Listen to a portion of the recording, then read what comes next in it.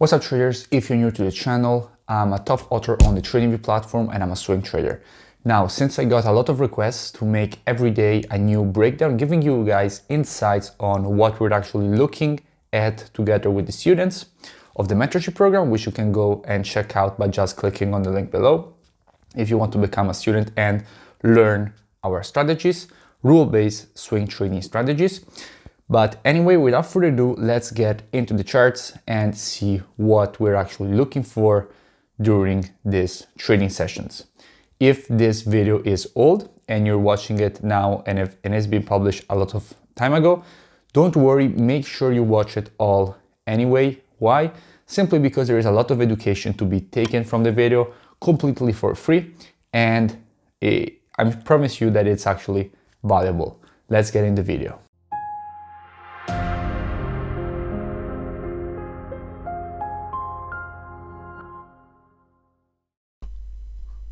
Okay, so let's speak about USDJPY.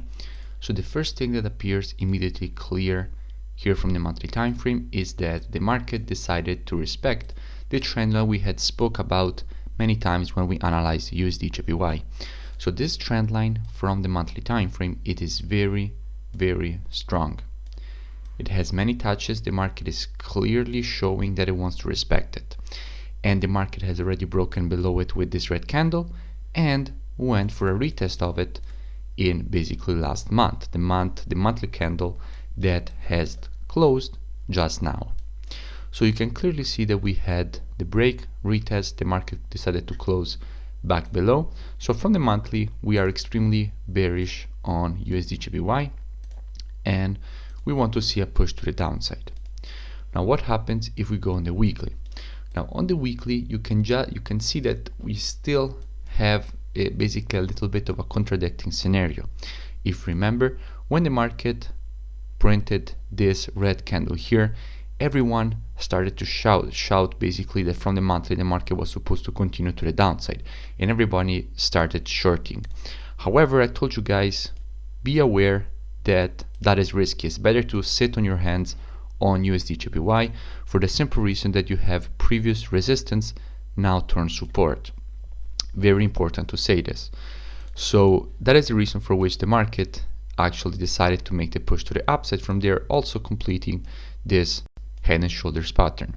So at the moment, yes, it's true, from the monthly we respected the trend line. However, we still have kind of the same situation because we have a support area here in the weekly time frame. We have previous resistance now turned support. So basically, looking for shorts is still a little bit risky because you are shorting in basically in a weekly support zone. However, we know that the monthly is stronger than the weekly, so this support zone is supposed to break to the downside at some point. So by going down on the daily time frame, what we can understand from the market, what we can understand is that now we know what will be our game plan by simply looking at the price action we have. Because we clearly have a very strong impulsive phase to the downside from the high to the low here in USDJPY. So since we had this impulsive phase to the downside and the market has already printed one retracement candle, what we will be doing with the students basically is taking our Fibonacci from the high to the low and simply recognizing that the market hasn't retraced not even to the 3T2 yet. So what we will be doing, we will be waiting for the market to retrace at least to this area. So let's put a box in this area. So we want to see the market hit at least that area, which is also the previous support here, now turn resistance, because follow the movement in the market, up, down, now this is the previous support, now turn resistance. So what we will be doing, we will be monitoring price action around this area here for a potential push to the downside if all conditions of the strategy will be satisfied inside of this area. Why do I say this? For the simple reason that after this retracement, at this point we have good probabilities that the market will make a push to the downside. Now this doesn't mean that the weekly support necessarily has to break, but it's enough for us to go risk-free when the market will go back down and retest the weekly support again. So if it will hold, we will be out of the trade break even. If it will not hold and it will break, then this is a huge trade with a huge risk to reward, because from the monthly we are extremely bearish. So what I suggest is to all of you to do the same thing. Obviously you don't have the rules of our strategy, but you can use the rules of your own strategy to be looking for shorts inside of this area. Okay, so let's speak about CADCHF. So on CADCHF, it's pretty clear that we have this very major trend line. We have a touch here, a touch, actually 3 touches here, and another 2 touches here. And this trend line is now, after the market showed clearly that it likes to respect it, is broken to the upside. And you can see that we have already printed a one very strong candle to the downside on the weekly time frame. That makes us think that the market might actually want to go and retest this trend line before possibly continuing to the upside. So at the moment, another thing that we realize is that if we go on the line chart, we can clearly see that we have these 2 highs here that have basically closes at the exact same area, and we know that the market loves to go and retest these areas. The market loves to go to retest them. So if we go on the daily time frame, we can clearly see that the impulsive phase to the downside was very strong. You can see with only 3 candles we covered all of these candles to the upside. So very impulsive phase to the downside. Now the market has only printed 1 retracement candles, as in the case of USDJPY, because obviously the pairs are correlated. Now if we take our Fibonacci from the high to the low, we can clearly see that the market hasn't retraced to the 382 yet. So what will be the game plan for CADCHF as it is for USDJPY? It will be simply to wait for the market to be at least inside of this area. So before the market hits this area, we won't even be monitoring price action on the 4-hour time frame. Then after the market will hit this area, no matter how high the market will go, we will be looking to see if the environment of the market from the 4-hour time frame basically changes from a bullish environment to a bearish environment, because the market will change to a bullish environment through retracement, and then when the market will change from a bullish to a bearish environment again on the 4-hour time frame and provide us with a structure entry that satisfies all our rules of engagement, then we will be taking this trade to the downside only if all conditions are satisfied. So what I suggest is that you monitor this pair together with us if the market will retrace to that area, and look for a potential sell opportunity using the rules of your strategy. Okay, so about CADCHF, it's pretty clear that from the monthly time frame the market has respected again this bearish trend line. Very important to say this. So dropping down on the weekly time frame, we can clearly see that also on the weekly time frame this trend line was on the weekly time frame, basically this trend line was broken to the upside on this candle, and the next candle basically closed back below the trend line. So confirming that basically this break to the upside was actually a fake breakout for CADCHF, and the market didn't want to respect the trend line. And this was extremely clear. The market just dumped extremely strongly to the downside. The 4-hour time frame just kept printing lower lows and lower highs and never shifted from a bearish to a bullish environment. So if you are one of those traders that just placed your buy limit here, you are not, I mean, it's not a smart thing to do, obviously, because you always should monitor price action on the 4-hour time frame. And in this particular case, there was absolutely zero confirmation that the market was going to respect this level. The market just cut through it straight. So obviously there was not much to do this week on this pair. Now from what we're supposed to be monitoring now, so from a pattern perspective, it's pretty clear that you still have left shoulder head and the possibility to create a right shoulder for the completion of this pattern. So at the moment, where are the best probabilities? Also, if the market will do this, it basically will go for a retest of the trend line that it has just broken, because many times that is what will happen. You will see that basically if you have a bearish trend line and this trend line is getting respected many times, and then basically what happens is that you have a fake breakout, break back below, then the market will go for a retest of the trend line and then continuation to the downside. And I'm sure that if you've been in the market for enough time, you will have seen this happen over and over again. So that is even more confirmation that if the market will make this retracement, then the next push to the downside will be very nice. So what we're supposed to be monitoring at the moment on CADCHF is pretty clear that we first of all need to wait for a retracement. Now a retracement to where? As you know, we need to wait for a retracement at least to the 382. So we need to see a retracement at least to this area, but potentially, as we know that the market also could go for a retest exactly of this area of very strong resistance, we will take that zone in between the 382 and the 50%. So we want to see the market go inside of this area. Then when the market will be inside of this area, then we will be monitoring price action on lower time frames, aka the 4-hour time frame, for a potential push to the downside if all rules will be satisfied. So we will be monitoring this with students. Now, one thing to say, if the market will start to push to the downside, then the target is very simple. You will take your Fibonacci from anywhere the high is of the retracement all the way to the low, and you will have two targets. The target 1 that will be the -27, and the target 2 that will be the -61.8. So extremely simple also to take targets, because this is a simple impulse correction, impulse pattern, most common pattern in the market. The market loves to create this pattern over and over and over again, always the same pattern.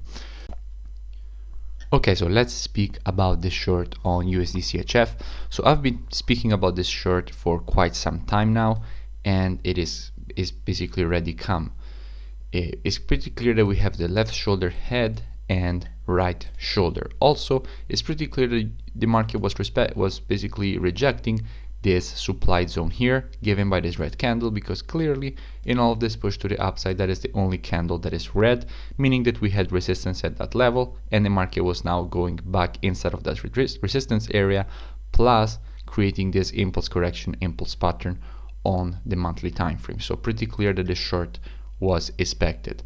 Now on the weekly time frame, again, it was pretty clear that this candle here, since the next candle closed back below the area, was simply a fake breakout, and the market was just going for a retest of the resistance area, as it does very often when it creates a fake breakout.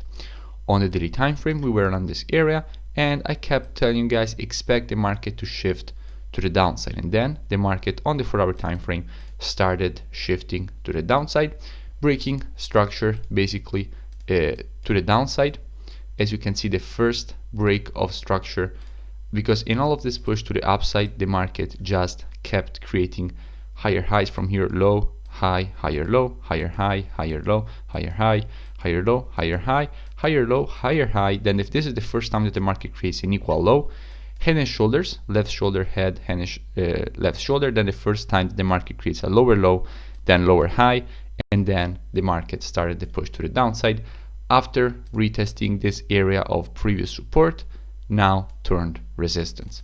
So it's pretty clear that the market respected the structure perfectly. If you were following the market from a structural point of view, as I suggest you to do every time I publish a new analysis, you would have been able to take this short to the downside. Now, what you're supposed to do now? What you're supposed to do now is basically just wait for the market to hit the target, and then the next possibility for this short to the downside, for another short to the downside, will be after the market will have basically broken below this low here. Then if the market, and when the market actually will make the retracement, then in this area of previous support and resistance on the daily time frame, then we will be looking for shorts. But this is something more in the long term, because obviously the market still needs to break the level. However, this is what you should be monitoring now for USDCHF after the market will break this low, if it will actually break it, because it could also respect it. But since the monthly is bearish, we expect the market to break this low. What's up, traders? So let's speak about GBPUSD. So the first thing that appears immediately clear on GBPUSD is that the market has created this W formation.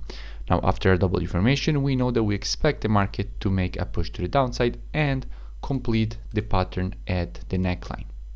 So we're expecting a push to the downside for GBPUSD to this area according to the weekly time frame. Now, what happens if we go down on the daily time frame? Now, on the daily, it's pretty clear that we have up, down, up, and we expect the next push to the downside from the daily time frame. Also, it appears immediately clear that this is the first area that we should be targeting on GBPUSD. Why? Because from the daily time frame, that is the area that made the market start this retracement. So basically the previous resistance now turns support. So this is the first area that we will be targeting with GBPUSD. Now if you take your Fibonacci from this high to this low, you can immediately recognize that the market is rejecting the 78.6 on the daily time frame. Now what happens if you go on the 4-hour time frame? Now on the 4 hours, the market is absolutely in a bullish environment at the moment, and the only thing that it made the market shift a little bit from a structural perspective is that the market created an equal low. So the market could be starting to shift from a bullish to a bearish environment. So if the market will, the first thing that it needs to do, it needs to break this low. Then if after the break of this low the market will shift to a bearish environment, then we will be looking for shorts on GBPUSD. And as I just showed you, this will be the first target for GBPUSD, and we will be monitoring this area here with students for a potential short opportunity if all the rules of the strategy will be satisfied. Okay, so let's make an update on AUD and ZD. So it's pretty clear that the market has hit our target, our first target, and made a massive retracement to the downside. Now, the reason for which we took long on AUD and ZD is the simple reason is that we had this very strong area of structure, and the market has created this impulse correction, and then we expected the next impulse to the upside. Plus, it's pretty clear that if you take your Fibonacci from the low to the high, the market has rejected a 78.6. So again, confirming that this push to the upside was very likely. So going on the daily time frame, we took the long after the market created this red candle. The next candle broke to the upside on the 4-hour time frame. The market respected previous resistance turned support. It's very easy to see this on the 4-hour time frame, and that is exactly where we took long with the students. However, at the moment, what we are supposed to be looking for. Now on the daily time frame, there is one thing that we need to say on the weekly time frame. Now on the weekly, this candle here, this weekly candle here hasn't closed yet. We still have the Sunday candle, so basically today's candle. Now if today's candle will close in this way, basically with this shape here, then the next candle is supposed to fill in the wick of the candle. On the other side, if the candle will, for example, close as a doji candle, so basically at the same entry price, then this is that I'm about to say is not valid anymore. Going down on the daily time frame, if the market will close in this way, in this shape, basically on the weekly time frame, we have some more confluence for looking for the long, basically on AUD and ZD. Why do I say this? I say this because the market is rejecting this area of support. You can clearly see that this was strong resistance here, and all of that resistance is now turned support around this area. Now, one thing to say that on the 4-hour time frame, the market is in a bearish environment.